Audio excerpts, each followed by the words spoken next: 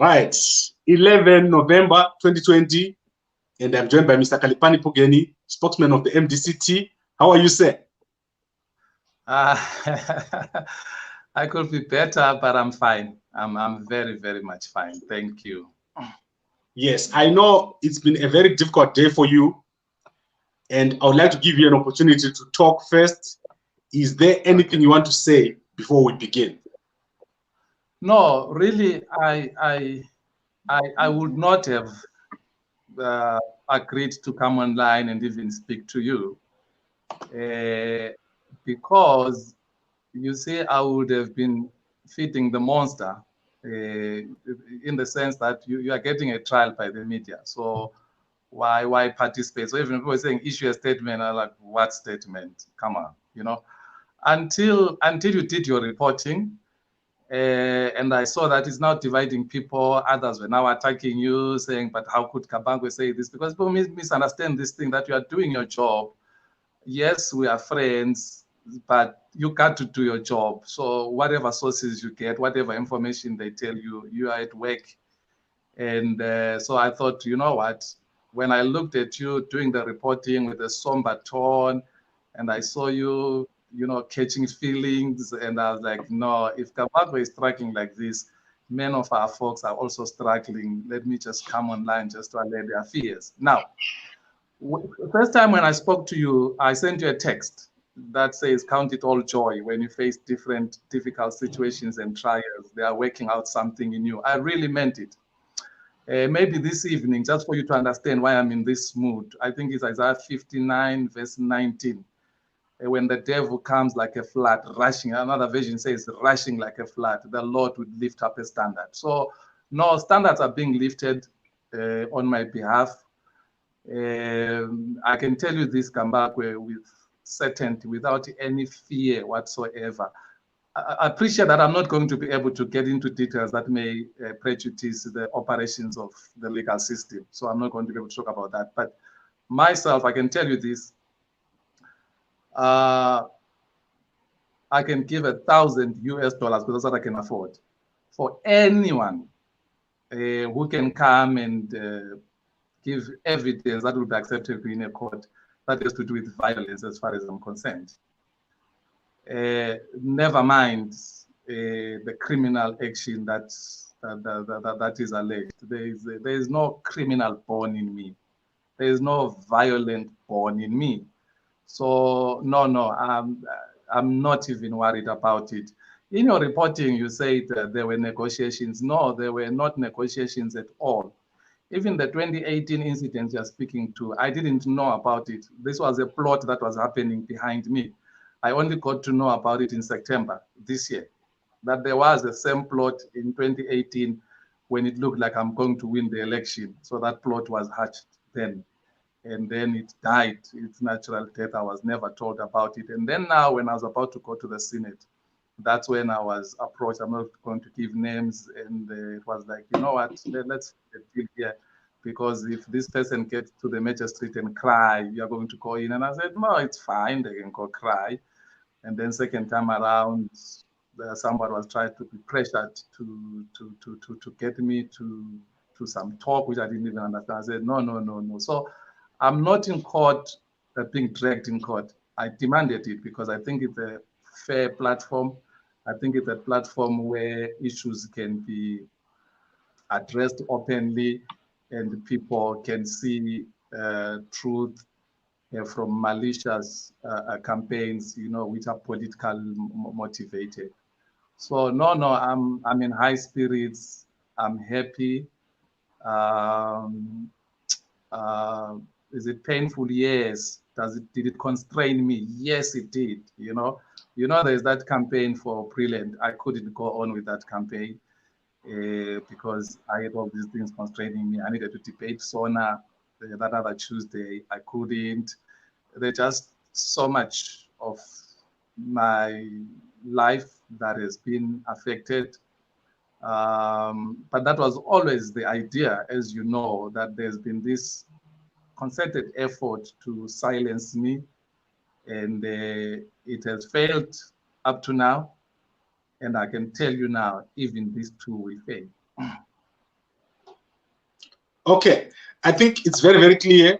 You have said that you cannot talk a lot about this situation, and I understand because this is in court. I want to ask you a few questions, and I'll stay away from the court case.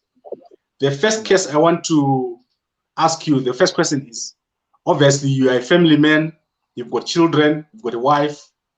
How are they taking these accusations, which you say are of a political nature? Well, my look, I've got a large family. I think that's where I'm blessed that I've got a very strong support structure, and because they know me, you see, it's their knowledge of me that just helped them deal with this matter. So they just looked at it and like, wow, God has to show up mightily for you. And I said, yeah, he will. He always does. And because we are a spiritual family, and we know that there is a God in heaven. I think it's Daniel chapter 2. There is a God in heaven. So when you see all these things happen, there is a God in heaven. Remember also what the scripture says. It says, I can say it, I think, better in my language. You say, I'm not running away, because the idea was, first time when they brought it to my attention, they thought I'm just going to get my passport and run away.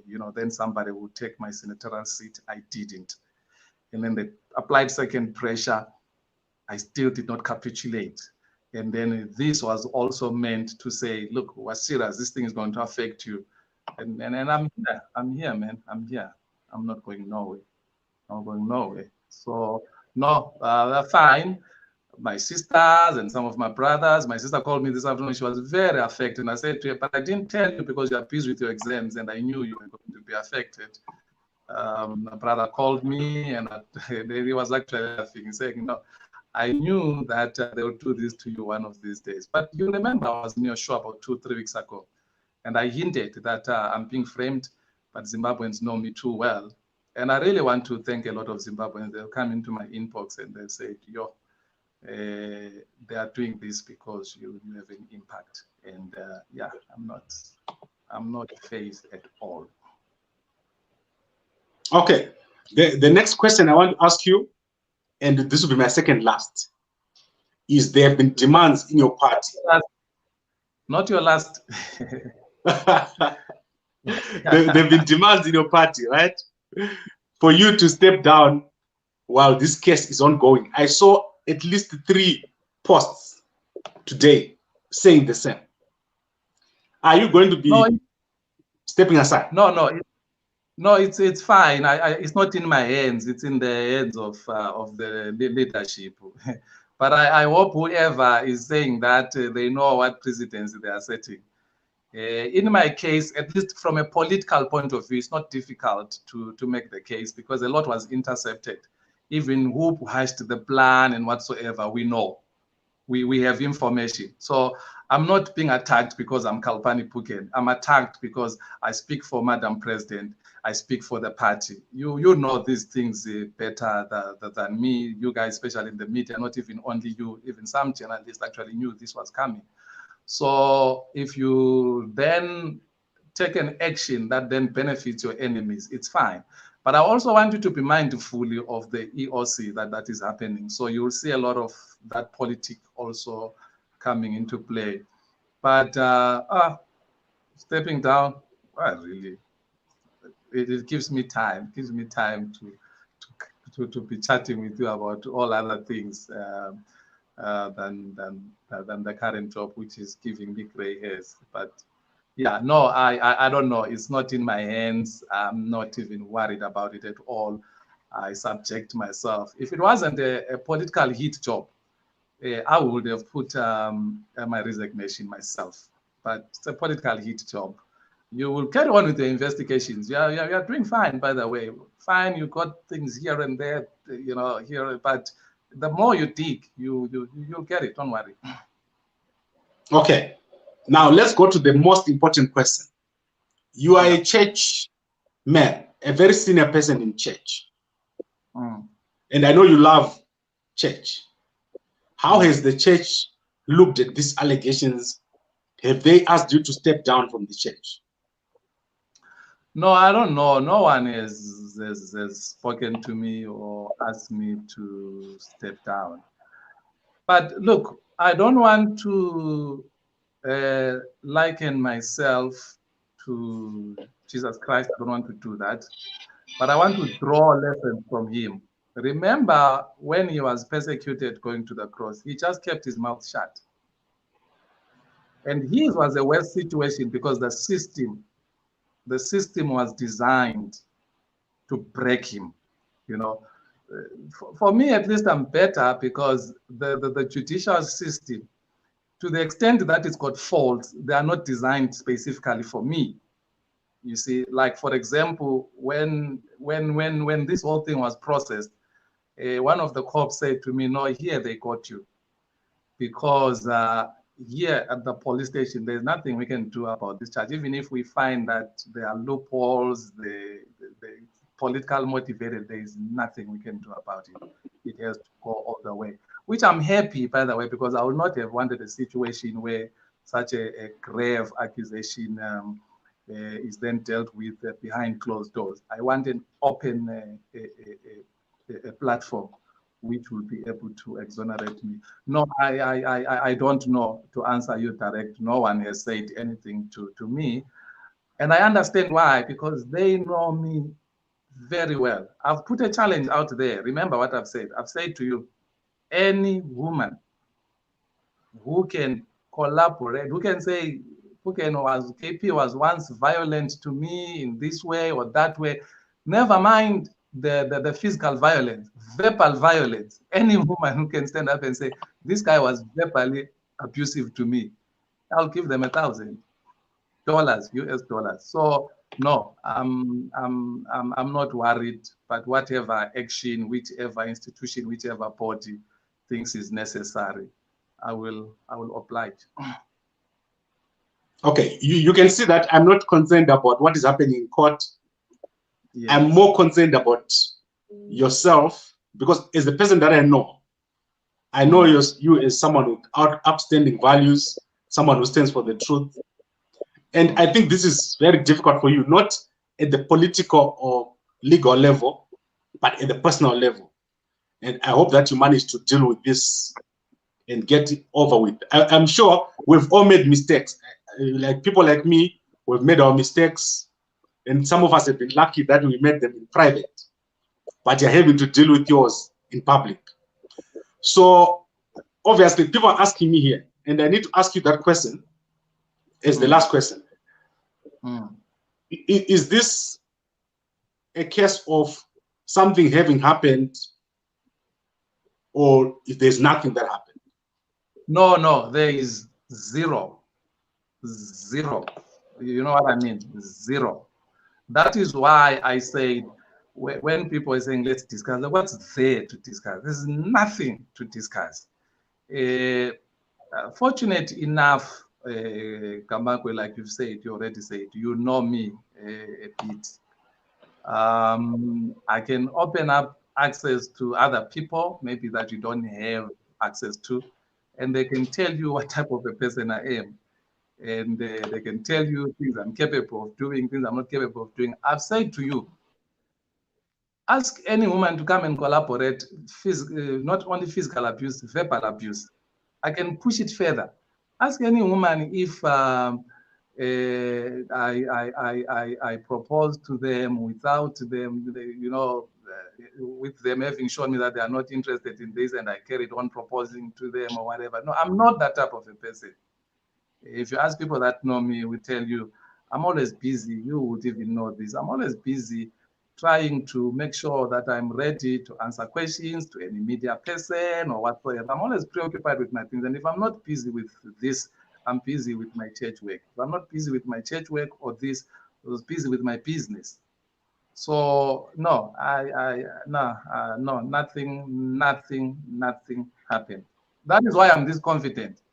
That is why I've always wanted a court process, a court platform, because it has capacity to draw the truth, from all involved.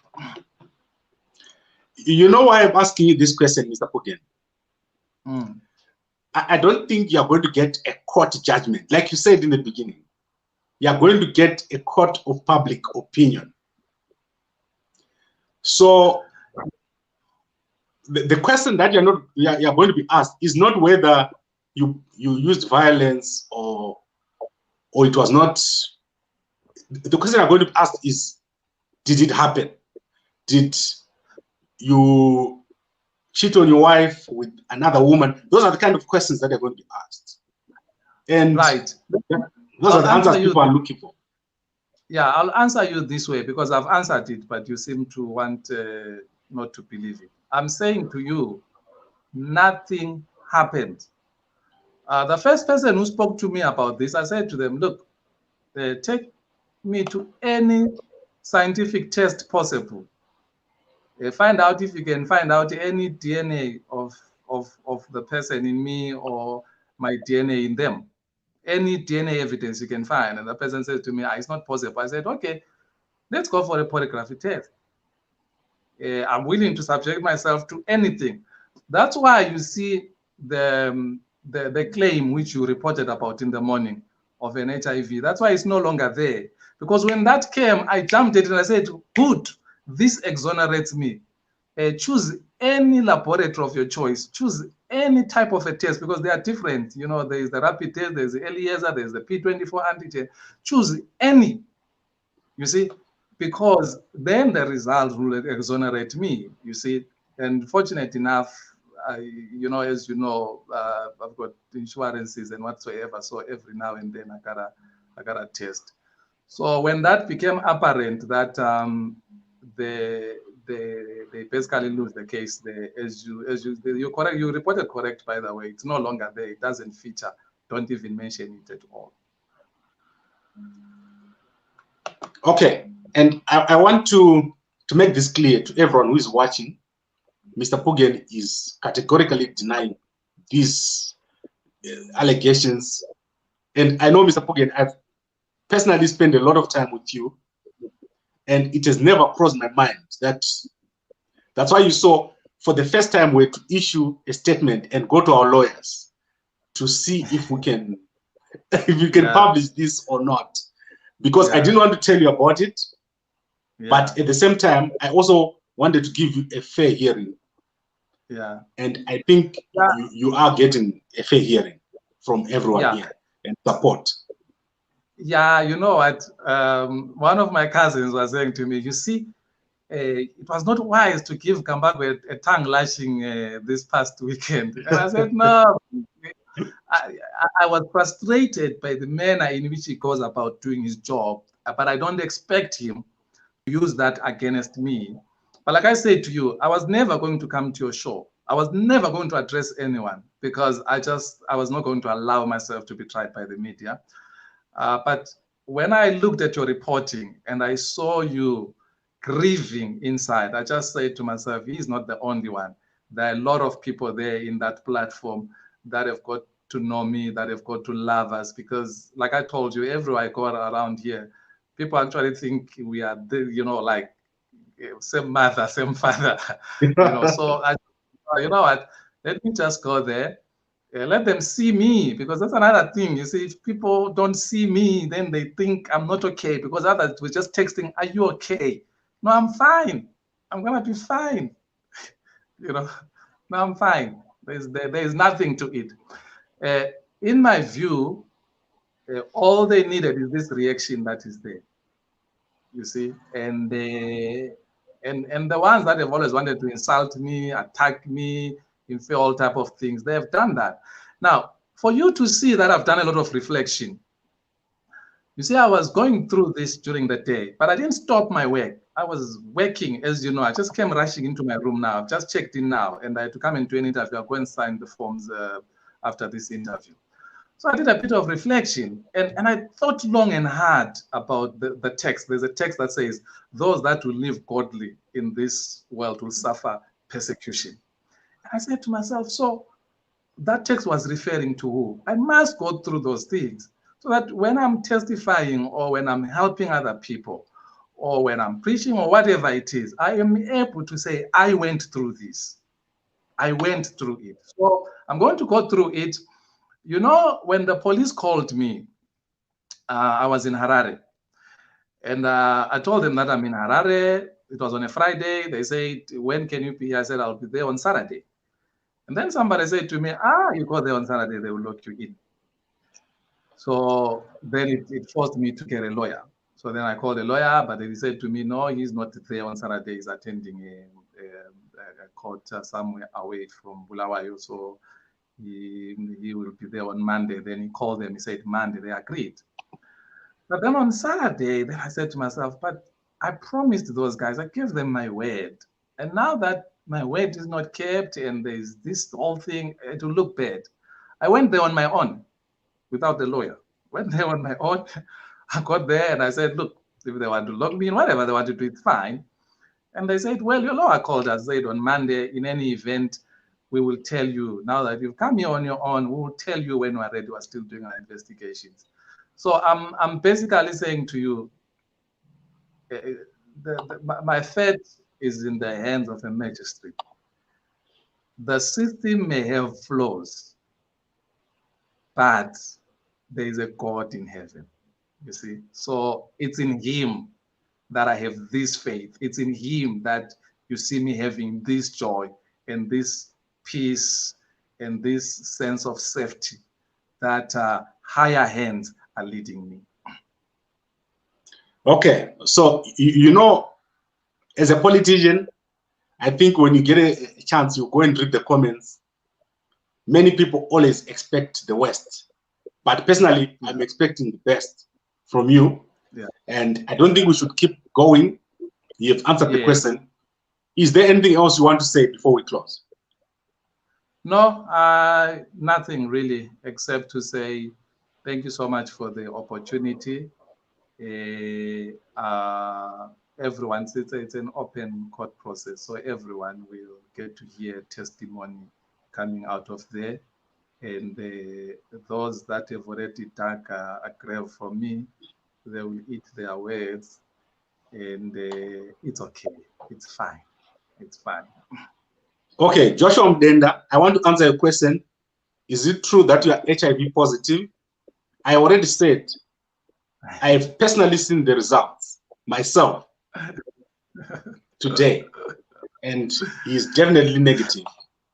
So that is one of the reasons that we used to say this particular case was a bit suspect because the allegation was made, but then it's no longer in the court papers. It's no longer in the police report, which is quite sad because I think if this, you know, I think people use a very painful weapon against someone, and this allegation is very painful.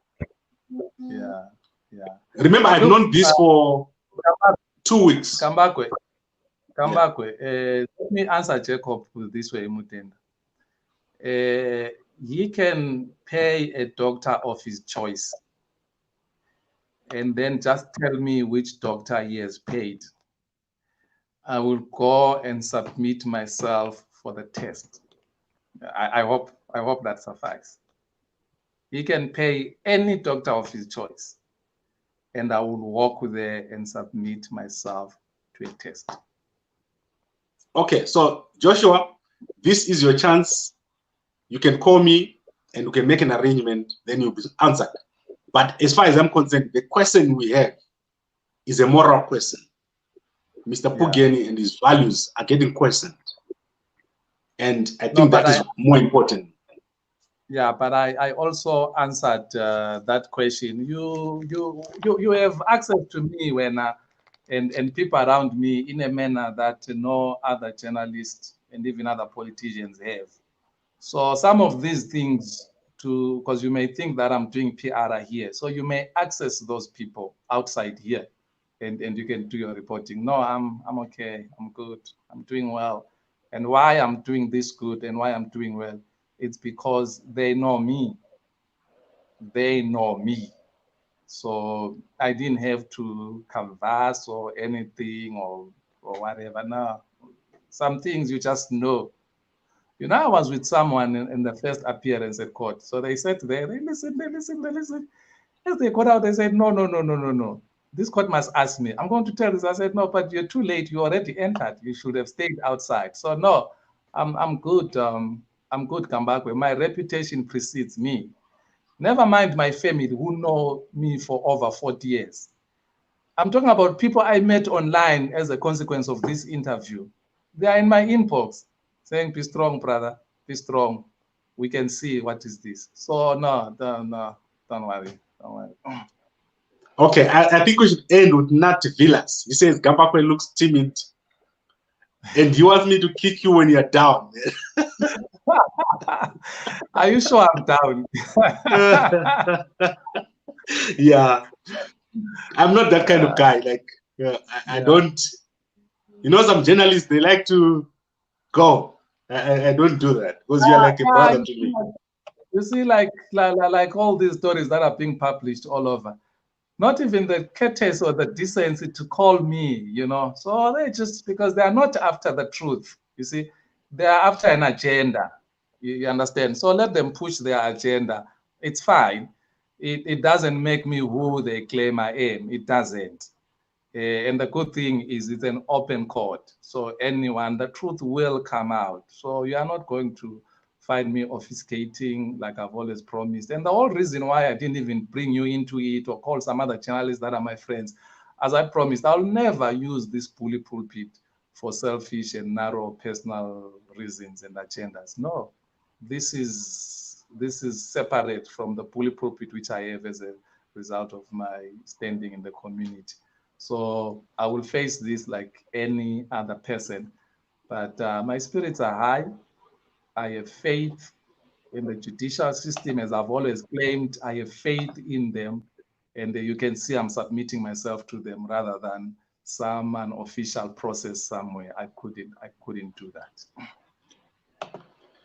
Right, Mr. Phugeni, I really enjoyed talking to you today, but I would have loved to talk under different circumstances. And I think let's let everyone. Yeah. Yes. We'll talk on Saturday. We'll talk on Saturday under different circumstances. So it's okay. Yes, I hope that I would like us to give it a bit of a break, maybe a week, because people are too focused on this issue. Maybe we jump 1 week and we talk on the next Saturday. Because it's fine. It's up to you. I can do with a break. It's up to you. You will tell me. We can take all the time we need. You will tell me when you're ready. Yeah, I wish we could get someone to talk on your behalf, because I know you, but I can't talk on your behalf. You know, like. No, it's fine. I will get you. I'll get you someone in terms of like political discussions. It's okay. I'll get you someone. It's fine. Yeah. Okay, that's cool. And I'd like to thank everyone who's watching. Please WhatsApp Mr. Phugeni if you want to talk to him. I won't put the number today. And let's believe in innocence before judging anyone. And I believe that everyone is innocent until proven guilty. So thank you very much, Mr. Phugeni, for giving us this opportunity to talk to you. No, but come back on that point. I think it's very, very important, because I'm not saying this because today it's me. You know, first time when you published that Mahere issue with Chamisa, I came to you. In fact, then we were physically, we were seated together. I said, but do you have evidence of this? Then I probed you on that because I just felt it's wrong. Then when the baby mama issue came again, I phoned you on this one because I was already in Harare. I called you and I said, but do you really have to publish this? And you said you have checked your sources and everything. And so the point I'm making is that I'm happy you raised that point. If we are saying everyone is presumed innocent until otherwise, you cannot start to treat me on the basis of an allegation, especially in your case where you've already connected the dots and they've seen a lot of gaps. You are not the only one, by the way. A lot of people have, but we can't litigate it here. I need to stress that everyone needs to be treated fairly until proven otherwise by a court of law. I agree. And I think we should end it at this point, and let's talk again next week. Okay. Cheers, my friend. Cheers to the listeners, wherever they may be. Thank you. Thank you very much, everyone, and good night. Sharp. Bye-bye.